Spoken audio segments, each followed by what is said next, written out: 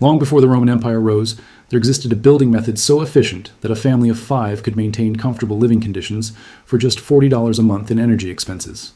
These structures boast lifespans stretching across centuries. Yet, astonishingly, fewer than 10,000 such homes can be found across the United States today, and in most areas, regulations prevent individuals from constructing one on their own land. These remarkable dwellings are known as earth-sheltered homes, and their story spans ancient ingenuity, natural physics, and modern legal obstacles. In the harsh winter of 1704, the Lewis and Clark expedition encamped along the Missouri River in present-day North Dakota faced life-threatening conditions. Temperatures plunged, with inside the frontier fort dropping to 45 degrees below zero, ink freezing solid. Hunting parties returned with frostbitten limbs, while the Missouri River hardened enough to support horse teams crossing its surface. Just a few hundred yards away, the Mandan people, hosting social gatherings, appeared unbothered by the brutal cold. They weren't clad in warmer attire, nor did they burn extra fuel. Their advantage lay in their dwellings. Responding to the bitter winters of the Little Ice Age in the 1400s, the Mandan developed a shelter form that resisted extreme cold with astonishing effectiveness. Their floors were leveled with the ground, often slightly sunken, while a robust timber frame supported thick layers of willow, grass, and packed soil. From the outside, these structures resembled low hills with smoke vents, yet inside, circular spaces spanned 20 to 65 feet in diameter. These were called earth lodges, which soon became the defining architectural feature along the Missouri River. Earth sheltering, however, was not limited to the Great Plains. Across eras and continents, civilizations turned to the ground for insulation. During the Neolithic period, communities built turf and stone roundhouses, partially sunk into the soil to shield against Atlantic gales. In the arid Middle East and North Africa, subterranean pit homes more than 8,000 years old were engineered to fend off relentless sun and abrasive desert winds. The subterranean cities of Cappadocia, Turkey, stand as some of the most ambitious early examples. Nearly 3,000 years old, these underground complexes carved soft volcanic tuff into multi-level networks, housing thousands of people and their livestock. They featured ventilation shafts, freshwater wells, and massive stone doors for defense. Understanding the performance of earth-sheltered homes requires recognizing what conventional homes attempt to do differently. Traditional insulation slows heat transfer, acting as a barrier between interior and exterior air to delay temperature equalization. This works moderately well when temperature differences are not extreme, but when the gap reaches 50, 60, or 70 degrees, insulation struggles. Heat escapes quickly, or cold intrudes rapidly, forcing energy systems to compensate continuously. Earth-sheltered homes rely on thermal mass instead. Rather than resisting heat, they absorb it during times of surplus and release it during scarcity. The Earth itself provides the largest free source of thermal mass. Just 1 foot beneath the surface, daily temperature swings become minimal. Across much of the continental United States, ground temperatures at 3 feet deep stabilize around 50 to 60 degrees Fahrenheit year-round, largely impervious to surface weather. This stored energy emerges gradually, creating a thermal lag. Afternoon heat reaches interiors only in the evening, while the coldest nighttime temperatures delay until the following day's warmth. Daily extremes are not merely reduced, they are largely flattened. The Earth's capacity for thermal regulation eases dependence on conventional heating and cooling. Even when auxiliary systems are needed, these homes maintain smaller temperature differentials between interior and exterior walls, conserving energy. A building enveloped by soil must adjust only a 15-degree gap to reach comfort, whereas a typical house facing 20-degree winter air must bridge a 50-degree or greater difference. By blending ancient wisdom with natural physics, earth-sheltered homes offer not only endurance and efficiency, but a glimpse into a lost architectural heritage, one that modern regulations have largely placed out of reach. Earth-sheltered homes can be divided into 3 main configurations, each exploiting the natural thermal mass of the surrounding soil. Mirroring the Mandan approach, the berm design situates most of the structure at or slightly below ground level, with earth piled against one or more exterior walls. The remaining wall remains exposed, usually facing south to harness winter sunlight. This style is the most attainable for builders navigating standard permitting processes, and it avoids most subsurface drainage issues since it rests above the water table. The in-hill design embeds the home into a slope, covering the roof and 3 sides with soil, leaving only a single wall open. This method maximizes ground thermal benefits while still permitting traditional window placement on the exposed facade. Earth-sheltered technology in Mankato, Minnesota, which has completed more than 650 homes of this type since 1981, reports that interior temperatures rarely fall below 50 to 55 degrees Fahrenheit in the dead of winter, even without supplemental heating. Fully underground homes sit entirely beneath the surface. Light and ventilation are typically introduced through a central atrium or courtyard. These structures demand the most precise engineering. as the roof must support the full weight of the earth above, and drainage systems must be meticulously designed alongside the thermal strategy. Despite these challenges, fully subterranean homes offer the greatest protection against weather extremes and the most stable internal climates of the three configurations. The theoretical advantages of earth-sheltered building have been known for decades, but the last 50 years have produced enough real-world experience to provide concrete data. Energy efficiency gains are remarkable.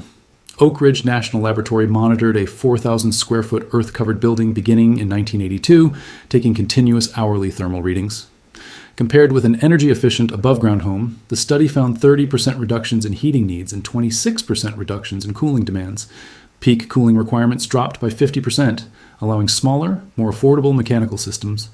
Perhaps most importantly, 90% of residents reported feeling comfortable at all times. Earth-Sheltered Technologies' portfolio demonstrates even higher efficiency, with documented savings reaching 80% over conventional homes of similar size. In one instance, a 6,000 square foot residence for a family of 5 required only $40 per month for all heating-related utilities. A 1980 study commissioned by Hugh D. and conducted by the University of Minnesota also found that earth-sheltered homes achieved resale values 30 to 40% above comparable wood frame houses. These homes' underground nature also makes them exceptionally resilient to natural disasters. They tend to outperform traditional above-ground homes during earthquakes, as they move with the ground instead of shaking independently. Their occupants are shielded from tornado winds exceeding 200 miles per hour. With minimal exposed timber, asphalt shingles, or wooden roof decking, the fire risk is negligible. Insurance underwriters have taken notice, rating these homes as far lower risk than conventional builds, with some premiums documented at 50 to 90% below standard coverage for similar square footage. Given these advantages, the question arises, why are fewer than 10,000 earth-sheltered homes found across the United States? The answer is multifaceted. Building codes present one major obstacle. The International Residential Code, which governs most detached homes nationwide, includes requirements that complicate earth-sheltered construction. Every habitable room must feature at least one operable emergency exit and glazing equal to 8% of the floor area. Municipal unfamiliarity with these unique designs further impedes construction.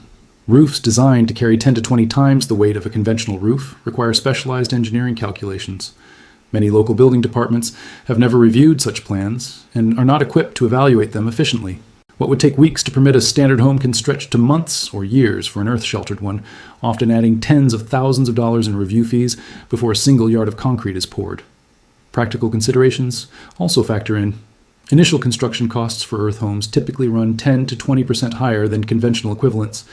While long-term savings and resilience are substantial, the upfront financial and regulatory hurdles make these innovative dwellings inaccessible to most prospective homeowners.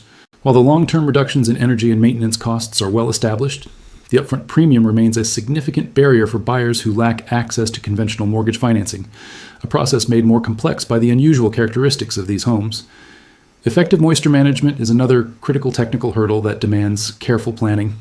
Williamson Hall at the University of Minnesota, a notable earth-sheltered structure completed in 1977, is now slated for demolition due to persistent mold and water infiltration. Constructing below the water table naturally introduces challenges that must be addressed during the design stage. Psychological factors also play a role in the experience of living underground. Studies indicate that residents in subterranean or earth-sheltered environments are more prone to feelings of isolation, diminished control over natural light, and anxiety regarding emergency exits. Thoughtful design, however, can mitigate these effects. South-facing glazed walls, light wells, and interiors that integrate natural elements can create openness and comfort, but all must be carefully planned from the outset. For those committed to pursuing an earth-sheltered home, multiple approaches exist, tailored to budget, site conditions, and the level of personal involvement in construction. The first consideration for any builder is understanding the legal limitations of their jurisdiction. 16 states delegate building code adoption to individual counties rather than enforcing a uniform statewide standard. Within these states, some counties enforce minimal or no residential codes. In Colorado, for instance, Delta County and Saguache County require no building permits for unincorporated land, which has made them hubs for alternative builders in the United States. Even in regions with active building codes, certain pathways exist. The 2021 edition of the International Residential Code introduced Appendix U, which addresses cob construction. The first inclusion of an earthen building method in international code. Structural approaches also vary by cost. For owner builders seeking an entry-level method, the post, shoring, and polyethylene technique developed by Mike Oler is widely accessible. Oler built his first underground home in northern Idaho in 1971 for just $50 using salvaged timber. The method employs vertical timber posts embedded in the ground, horizontal shoring members forming walls and roof, and polyethylene sheeting to shield the structure from soil moisture. Holler's book on this approach has seen 7 editions and 14 printings and remains the most affordable route into earth-sheltered construction. Earth bag building, also called super adobe, is another option. Polypropylene bags filled with subsoil are stacked like masonry and tamped flat between layers, with barbed wire providing tensile strength. Construction costs typically run between $33 and $35 per square foot.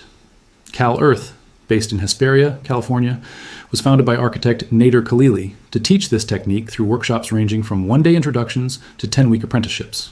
Their structures have passed California earthquake standards and received the 2004 Aga Khan Award for Architecture. For those seeking fully engineered mortgage-eligible homes, commercial builders have refined processes into replicable models. Earth-Sheltered Technology in Mankato, Minnesota, constructs all concrete reinforced steel shells at approximately $150 per square foot before interior finishes, with complete homes costing between $340,000 and $840,000, depending on size. Formworks Building in Durango, Colorado, uses a patented bolt-together steel framing system encased in rebar and shotcrete, meeting all current codes and approved for Fannie Mae and Freddie Mac mortgages. Davis Caves in Atlanta, Illinois, offers an octagonal poured concrete design and has completed over 300 homes nationwide. Regardless of method or budget, 2 elements are non-negotiable: drainage and waterproofing. A subsurface drainage network with foundation drains set in gravel must be installed before backfilling. Naturally permeable soils, such as sand and gravel, are ideal for backfill, allowing water to percolate away from the structure. Standard damp proofing is inadequate for long-term protection. High-performance membranes, rubberized asphalt, bentonite panels, or liquid polyurethane applied to all earth contact surfaces are the minimum requirement. The quality of the waterproofing system ultimately determines whether a home remains functional 50 years from now. For hands-on learning, serious builders rely on a core library. Mike Oehler's The $50 and Up Underground House Book, Rob Roy's Earth Sheltered Houses, and Malcolm Wells' The Earth Sheltered House. Together, these texts cover every major construction method, permitting strategy and design principle validated by research. Earth-sheltered homes represent a building tradition refined over centuries, offering unmatched energy efficiency and structural longevity compared with conventional construction. For those captivated by innovative architecture, this story serves as a doorway into centuries of ingenuity. And if you are intrigued by a structure that the American Institute of Architects considers the strongest and most lightweight known to humankind, exploring geodesic domes next will reveal yet another chapter of extraordinary design. Thanks for watching. See you in the next one.